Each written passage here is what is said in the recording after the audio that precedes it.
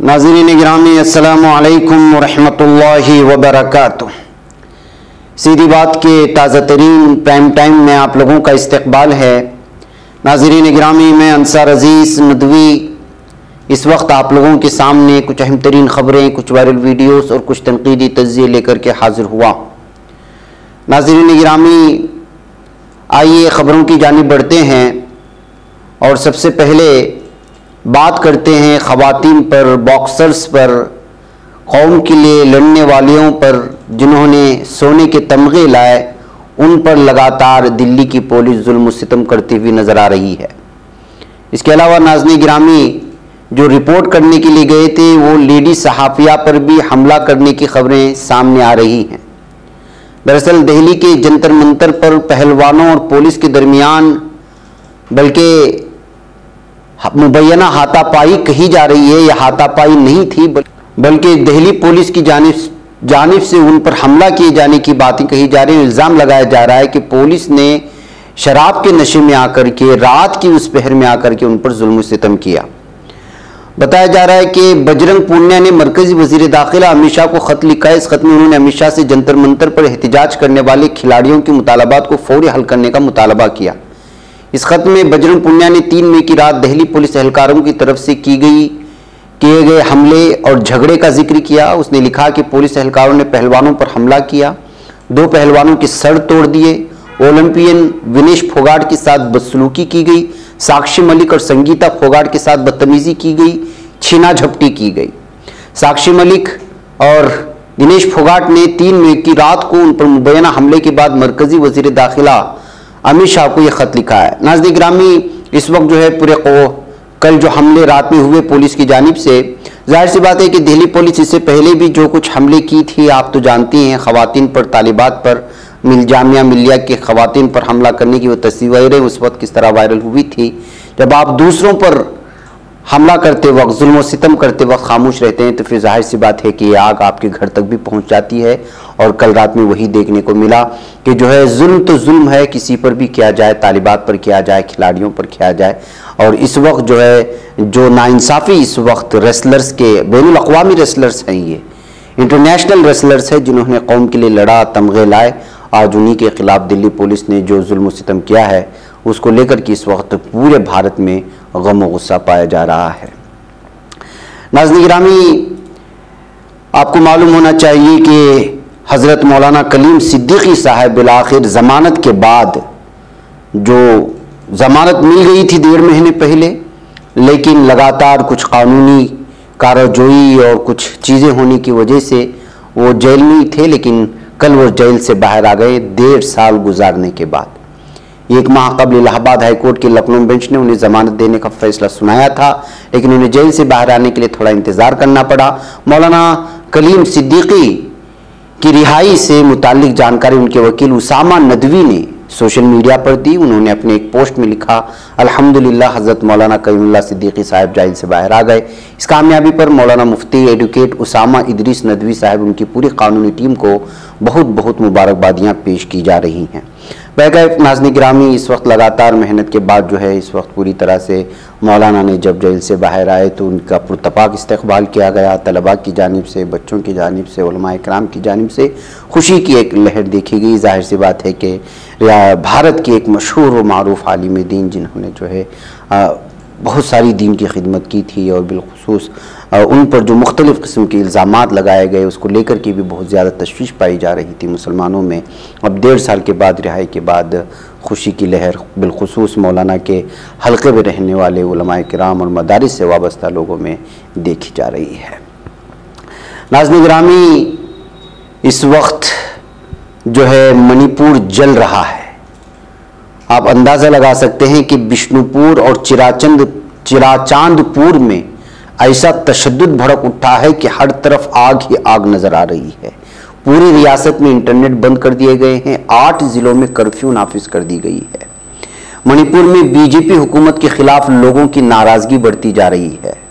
कर्नाटक में इधर बीजेपी के लीडरान आकर के बड़े बड़े दावे कर रहे हैं और भारत की एक छोटी सी रियासत को संभाल नहीं पा रहे हैं, ये लोग क्या पूरे भारत को संभाल पाएंगे और कर्नाटक को संभाल पाएंगे, ये कहते हुए सोशल मीडिया में इस वक्त पढ़ने को भी मिल रहा है। मीडिया रिपोर्ट्स के मुताबिक बिष्णुपुर और चिराचांदपुर में तशद्दुद के ताज़ा वाक़यात पेश आए, जिसके पेश नज़र पूरी रियासत में इंटरनेट खिदमत आइंदा 5 दिनों के लिए मुअत्तल कर दी गई। अभी भी आगजनी वहां पर चल रही है। अफसरान ने चिराचंदपुर और बिष्णुपुर जिलों में CRPC की दफ़ा 144 के तहत हुक्म इम्तना भी नाफिज किया। ताज़ा तरीन इत्तलात में यह बताया जा रहा है कि खराब हालात को देखते हुए गैर कबाइली अक्सरियत इम्फाल, मगरिब, काकचंग, थोपल, जरेबाम समेत 8 जिलों में कर्फ्यू नाफिज कर दिया गया। बिष्णुपुर की जिला मजिस्ट्रेट ने ताज़ा हालात के पेश नज़र कहा है कि बदअमनी, आवाम के सुकून में खलल और इंसानी जिंदगी और मिल्कियतों के लिए संगीन खतरे को रोकने के लिए इक़दाम किए गए हैं। चिराचांदपुर की जिला मजिस्ट्रेट ने भी बदअमनी के अंदेशे, अवामी सुकून में खलल और इंसानी जिंदगी और अवामी मिल्कियत को संगीन खतरे का हवाला देते हुए कबाइल अक्सरियती जिले में CRPC की दफ़ा 144 के तहत हुक्म इम्तिला नाफिज कर दिया था। वाज़ेह है कि मणिपुर के वज़ीर आला एन बीरेन सिंह चिराचांदपुर जिले में एक तकरीब में शिरकत करने वाले थे, जहां पर भीड़ के जरिए तोड़फोड़ और आगजनी का मामला पेश आया था। इस वाक़े के कई दिन बाद भी मुख्तलिफ इलाकों में हालात हुनूस कशीदा बने हुए हैं। दरअसल मणिपुर के बिष्णुपुर जिला में अक्सरियती तबका मेतेये को दर्ज फहरिस्त कबाइल ST कैटेगरी में शामिल करने के कदम की मुखालिफत करते हुए रियासत के सभी 10 पहाड़ी जिलों में तलबा तंजीम की तरफ से बुलाए गए इत्तिहाद मार्च में हजारों कबाइली शामिल हुए थे। इस दौरान तशद्दुद के वाक़यात पेश आए। मुजाहरे को देखते हुए बड़ी तादाद में लोगों के जमा होने पर पाबंदी लगा दी गई। रियासत की 53% आबादी वाले मेतेये मणिपुर की वादी में रहते हैं, जो रियासत के जमीनी इलाके का तकरीबन 10वां हिस्सा है, और दावा करते हैं कि वो म्यांमार और बांग्लादेशियों की तरफ से बड़े पैमाने पर गैर कानूनी दरअंदाजी के सबब मुश्किलात का सामना कर रहे हैं। दूसरी तरफ पहाड़ी जिला जो रियासत के बेशतर इलाके में फैले हुए हैं, वहां पर बेशतर कबाइली रिहाइश पजीर हैं, जिनमें नागा और कक्की कबाइल भी शामिल हैं। तो लिहाजा नाज़रीन गिरामी, दर्ज फहरिस्त कबाइल ST कैटेगरी में अक्सरियती तबका मेते को शामिल करने के इस कदम में जो है वहां के लोगों को, पहाड़ी लोगों को जो है भड़का दिया है, और इस वक्त पूरा मणिपुर आग में जल रहा है और BJP के लीडरान कांग्रेस में वोट मांगते हुए नजर आ रहे हैं। ये सूरत हाल है नाज़रीन गिरामी। आइए अब बात करते हैं कि किस तरह से रूसी सदर पुतिन पर हमला किया गया था यूक्रेन की जानिब से ड्रोन से, लेकिन रूसी डिफेंस फोर्सेस की कामयाबी की वजह से उनकी जान बची हुई है। बसूरत दीगर यूक्रेन के ड्रोन हमले में रूस के सदर मार दिए जाते हैं। जी हाँ, एक तरफ रूस का यूक्रेन पर हमला जारी है, दूसरी तरफ ये सनसनीखेज खबर सामने आ रही है कि यूक्रेन ने रूसी सदर व्लादिमीर पुतिन को हलाक करने के मकसद से ड्रोन हमला किया। खबर रसा एजेंसी राइटर्स ने एक रूसी एजेंसी के हवाले से इस सिलसिले में जानकारी दी। मीडिया रिपोर्ट के मुताबिक क्रिमिनल ने इस हमले को एक प्लान्ड टेररिस्ट एक्शन, मंसूबाबंद दहशतगर्दाना कार्रवाई का तस्वुर किया है। बताया जा रहा है कि इस हमले के लिए 2 ड्रोन का इस्तेमाल किया गया, लेकिन दोनों ही ड्रोन को रूसी डिफेंस फोर्सेस ने तबाह कर दिया है। अब इस तरह यूक्रेन की जानिब से पुतिन पर मंसूबाबंद तरीके से हमले की बात के बाद एक बार फिर यूक्रेन पर रूस की जानिब से मजीद हमले हो सकते हैं, और हमले तो हो रहे हैं लेकिन हमलों में मजीद तेजी हो सकती है और इससे ज्यादा बड़े बड़े हथियार की इस्तेमाल हो सकते हैं। इस बात को लेकर के यूरोपियन ममालिक के अक्सर अखबारात में सुर्खियां पढ़ने को मिल रही हैं। नाज़रीन गिरामी, कर्नाटक में असेंबली इंतखाबात है, लेकिन BJP के खिलाफ लगातार अवाम बहुत ही ज्यादा नाराज है।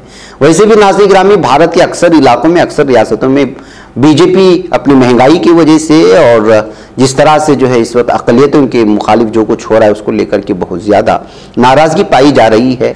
इस दरमियान में नाज़रीन गिरामी, हमें कर्नाटक से एक वीडियो आती है जहां पर घर घर जाकर के जब BJP के कारकुनान वोट मांगने की कोशिश करते हैं तो अपनी नाराजगी का इजहार करते हुए उनको घरों से भगाते हुए नजर आ रहे हैं, और वोट मांगने गए हुए कारकुनान वहां से जाते हुए और लोगों की तरफ से उनको जो है भगाते हुए वीडियो इस वक्त सोशल मीडिया में अलग अलग जो है तबसरा किया जा रहा है। कन्नड़ा में है, लेकिन ये वही है कि नाराज अवाम उनको जो है वोट मांगने से भगा रहे हैं। आप इसको थोड़ा देखें।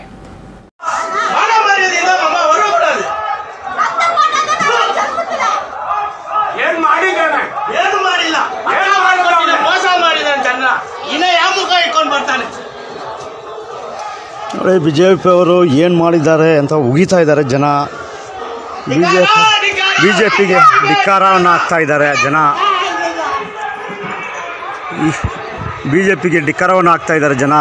BJP ಅವರು ಏನು ಮಾಡದೆ ನಮ್ಮ ರಾಜಧಾನಿ ಕ್ಷೇತ್ರನ ಕೊರೋನಾ ಟೈಮ್ಗೆ 1 kg ಅಕ್ಕಿ ಕೊಡದೆ ಹೆಲ್ಪ್ ಮಾಡಿದೆ. ಇವತ್ತು ಓಟ್ ಕೇಳಕ್ಕೆ ಬಂದಿದ್ದಾರೆ ಸುರೇಶ್ ಕುಮಾರ್, ಅವರಿಗೆ ಮಾನ ಮರ್ಯಾದೆ ಇಲ್ಲ ಅಂತ ಜನರು ಎಲ್ಲ ಬೈತಾ ಇದ್ದಾರೆ. नाज़रीन ग्रामी, कर्नाटक असेंबली इंतखाबात की बात हो रही है, तो आइए सबसे पहले बात कर लेते हैं पुलिकेशी नगर में कांग्रेस के उम्मीदवार एसी श्रीनिवास इस वक्त जो है बहुत ही आगे बताए जा रहे हैं. लगातार इस मौके पर जो है एसी श्रीनिवास के तय लोगों का जमघट्टा जमा हो रहा है और वो भी घर घर पहुंच करके जो है लोगों से वोट करने की अपील कर रहे हैं और जहां जहां से भी गुजर रहे हैं बड़े पैमाने में लोग उनके पीछे पीछे आते जा रहे हैं. बड़े बड़े लीडरान पुलिकेशी नगर हल्के में पूरी तरह से एसी श्रीनिवास को मजबूत करने, उनको वोट देने और हर तबके से ताल्लुक़ रखने वाले, हर समाज से ताल्लुक़ रखने वाले लोग जो है इनकी इस इंतखाबी मुहिम के जुलूस में शामिल होते हुए नजर आ रहे हैं. इस मौके पर मुख्तलिफ लीडरान ने गुफ्तगू भी की है. आइए समझने की कोशिश करते हैं कि इस वक्त पुलिकेशी नगर में किसका दबदबा ज्यादा है. Door to door campaign Congress party से आज जनाब एसी श्रीनिवास साहब को खुशहाल नगर वार्ड में जो डोर टू डोर कैंपेन चल रही है, इसमें कांग्रेस पार्टी की जीत 100% 100% जो कॉन्फिडेंस है हमें, तो आज दिखा दिया खुशहाल नगर वार्ड में भी जो आवाम आई है वो अपने तहे दिल से कांग्रेस पार्टी के कैंडिडेट एसी श्रीनिवास साहब को किसी भी हाल में जिताना है. और पुलिकेशी नगर में ये जो कांग्रेस की जो हवा फैल रही है इसमें साबित हो रहा है कि ये कांग्रेस पार्टी का इलेक्शन हो रहा है, इसमें आवाम जो वोट कर रही है खुशी से वोट कर रही है कि नया कैंडिडेट आया है और कांग्रेस पार्टी से जो एसी श्रीनिवास साहब को इधर दिए हैं टिकट, तो मैं समझता हूं कि एक अच्छे कैंडिडेट हैं और वो इधर पे अच्छा डेवलपमेंट करेंगे, लोगों को साथ लेके चलेंगे. तो आज कर्नाटक में भी हमारी हुकूमत आने की 200% हमें कॉन्फिडेंस है कि हुकूमत आएगी और सिद्धरामैया साहब, डीके शिवकुमार साहब की लीडरशिप में कांग्रेस पार्टी इलेक्शन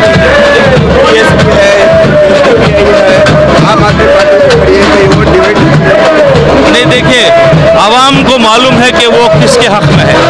आवाम सच्चाई के हक में साथ देंगे, आवाम साथ देगी कांग्रेस पार्टी का, क्योंकि कांग्रेस पार्टी एक ही पार्टी है जो सबको साथ लेके चल सकती है. कांग्रेस पार्टी की लीडरशिप, अच्छे लीडर्स और आज जो हमारे कैंडिडेट अच्छे कैंडिडेट मिले हैं, मुझे यकीन है कि हर कांग्रेस का कार्यकर्ता, हर कांग्रेस का लीडर यही चाहता है कि कांग्रेस पुलिकेशी नगर में कांग्रेस पार्टी जीते और अच्छा एक सेक्युलर लीडर एमएलए बन के इधर आए. इसके लिए क्या अपील रहेगी?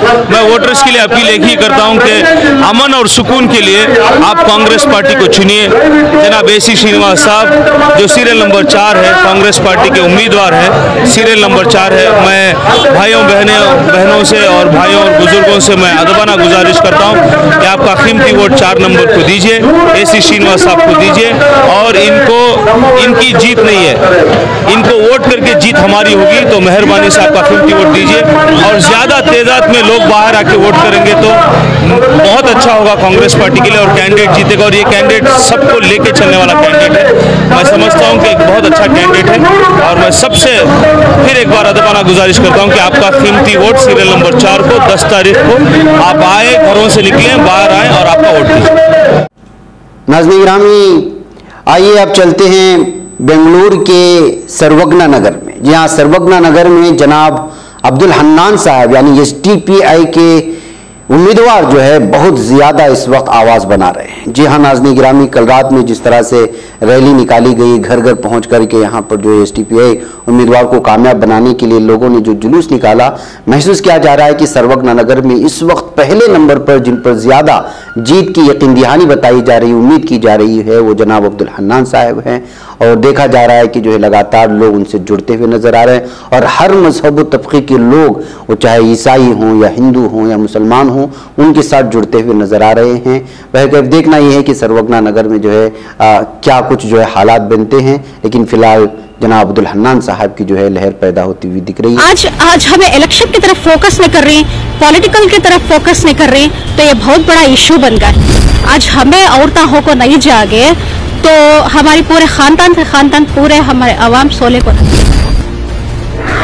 एक मैसेज देना चाहती हूँ कि हमारे बहनों को जागो, अब नहीं जागे तो हमें हमारे पूरे बच्चों को भी कुछ नहीं कर सकते, हमारे आवाम को भी कुछ नहीं कर सकते। तो पानी को लियो, इलेक्ट्रिसिटी को लियो, किसी के सामने जाकर झुकना, अगर हमारे खुद के लीडर्स बन गए ने, हमें कभी सिर झुकाने का नहीं रहता। आज जितने भी हमारे बहना को यहाँ जलसे में पार्टिसिपेट करें, उन लोगों को एक नॉर्मल एक कॉमन मैसेज देना चाहती हूँ कि दिन हम ना बहुत सारे अथॉरिटीज़ देखो है, औरतों को अब फिलहाल जो इलेक्शंस के चीज़ें चल रही उसमें हमारा it's our basic right, fundamental right.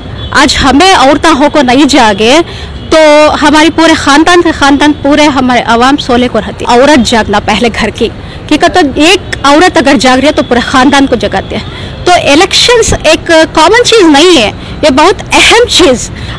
आज हमें इलेक्शन की तरफ फोकस नहीं कर रही, पॉलिटिकल की तरफ फोकस नहीं कर रही, तो ये बहुत बड़ा इशू बन गया है। मैं एक मैसेज देना चाहती हूँ कि हमारे बहनों को जागो, अब नहीं जागे तो हमें हमारे पूरे बच्चों को भी कुछ नहीं कर सकते, हमारे आवाम को भी कुछ नहीं कर सकते। आज हम कुछ करना चाह रहे हैं तो हमें पहले जाग को जो इलेक्शंस है उसे इम्पोर्टेंस देखो, प्लीज वोट करो, ये तुम्हारा फंडामेंटल राइट, आपको वोट करना पड़ेगा। दूसरों को भी 18 ईयर्स जिसके हो को ही उनको रिक्वेस्ट करको वोट कराओ पहले, और सही कैंडिडेट चुनो जो आपको सही आपका राइट्स दिलाए।